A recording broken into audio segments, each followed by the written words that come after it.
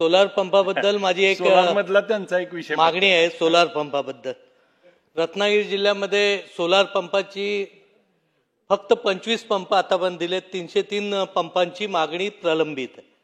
मग जर सोलारही पंप देत नाही, इलेक्ट्रिक कनेक्शन देत नाही, तर शेती नक्की कशी करायची हा आमच्यासारख्या समोर प्रश्न आहे. एक दुसरी आमची अडचण आहे की आमच्याकडे छोटे छोटे छोटे छोटे खूप सातबारे असतात.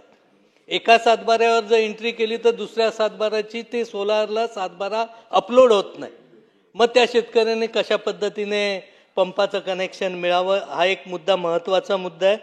आणि माझी आग्रहाची मागणी आहे की पुऱ्या महाराष्ट्राचा कोटा न देता रत्नागिरी जिल्ह्यासाठी हा सोलारचा कोटा, हा प्रत्येक जिल्ह्याचा लोकसंख्येच्या निकषावर तो कोटा देण्याचं धोरण आपण निश्चित करणार आहात का? आणि जे पेंडिंग कनेक्शन आहेत सोलारचे ते एक तर सोलारचे तातडीने द्यावेत, अन्यथा वीज एजी कनेक्शन म्हणजे विजेचं कनेक्शन द्यावं. कारण कोकणामध्ये सोलारला तेवढी फिजिबिलिटी मिळत नाही. वस्तुस्थिती आहे, पोपळीची बाग आहे, नारळाची बाग आहे, त्याच्या खाली बोर आहे, कसा येणार? एक तर आमच्याकडे 4 महिने पाऊस आहे, त्याच्यामुळे सूर्यप्रकाशाची अडचण होते. ते ह्या सगळ्याचा विचार करून आदरणीय जसं साहेबांनी सांगितलंय तसं दोन्ही अल्टरनेटिव्ह ठेवा. कंपल्सरी सोलार केलं तर शेती पुढं होणार नाही कोकणातली. त्यामुळे माझी आग्रहाची विनंती आहे आपल्याद्वारे, आणि ती निश्चितपणे त्याच्याबद्दलचं धोरण निश्चित करून मिळावं.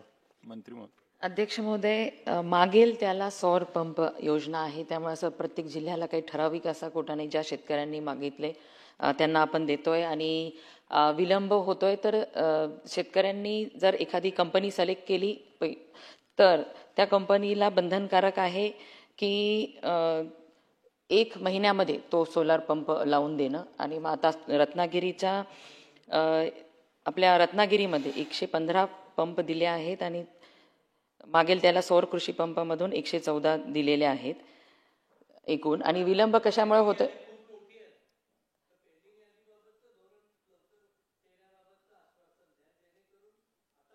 आता गरज नाही, पण त्या दरम्यान आमचं काम आता माझ्याकडे आकडेवारी नाही की किती लोकांनी सोलार पंपांची मागणी केलेली आहे आणि त्यांनी कंपनी सिलेक्शन केलेलं आहे की नाही ह्याची माझ्याकडे आता आकडेवारी नाही आहे. आणि त्याच्याबद्दल माहिती घेऊन लवकरात लवकर रत्नागिरीच्या शेतकऱ्यांना कनेक्शन मिळेल. आणि भौगोलिकदृष्ट्या जिथे सोलार चालत नाही, जसं सुधीर भाऊंनी सूचना केलेली आहे, त्याच्यावरती सुद्धा आपण गांभीर्याने विचार करून शेतकऱ्यांना कशा पद्धतीने विजेचं कनेक्शन देऊन शेतकऱ्यांच्या शेतापर्यंत पाणी कसं पोहोचलं जाईल ह्यासाठी विचार करू. मंत्री महोदय, त्यांनी अजून एक लागून बोलले होते की एकराची अट्टा असल्यामुळं ते 3 HP, 5 HP, 7.5 HP हे बंधन आहे. त्याच्याऐवजी जर त्या ऐच्छिक ठेवलं की तोच ठरवेल शेतकरी की मला 7.5चा पाहिजे का 5चा का 3चा, त्यामुळं एक सातबारा असेल तर अडचण येते, तर ती एक अट्ट रद्द करणं अपेक्षित आहे. त्यांनी मांडला होता विषय. याबद्दलही सकारात्मक निर्णय घेण्यात येईल. सोलारवर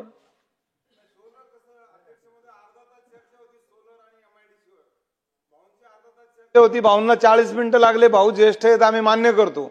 तुम्ही त्याच्यावर आपल्या सदस्यांना अर्जंट होतं त्यांनी बोलले ते बी मान्य होतं, पण बाकीचे अर्धा तास आता 15-14 मिनिटं राहिलेत आणि बाकीचे 94वर चर्चा का करणार तुम्ही? अर्धा तासच आहे फक्त. अर्धा तास होतं ना, अर्धा तास होतं. भाऊंना तर अर्धा तास संपला, पाऊण तास संपला.